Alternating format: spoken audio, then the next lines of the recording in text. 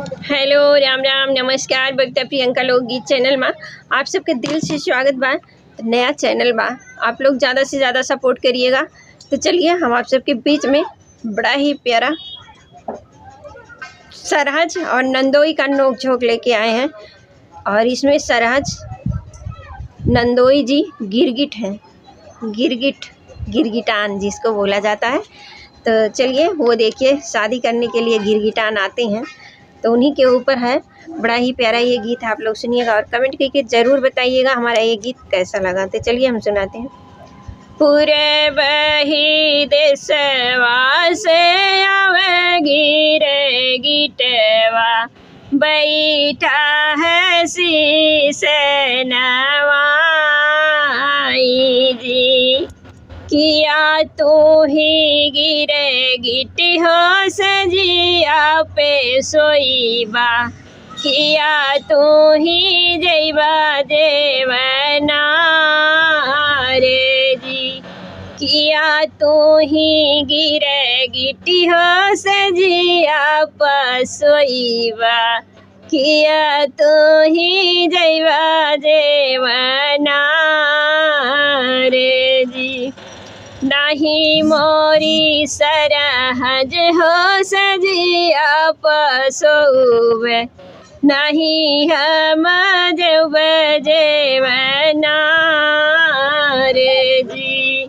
तोहरे घर में एक करीना कुंवारी, हो नहीं से रचब बियाह जी।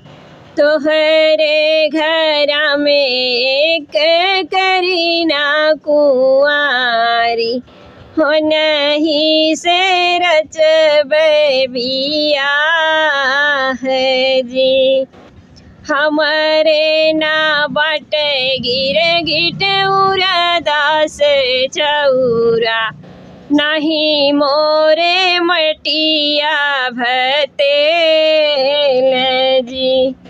हमारे ना बाटे गिरगिट उरदास चौरा, नहीं मोरे मेटिया भतेल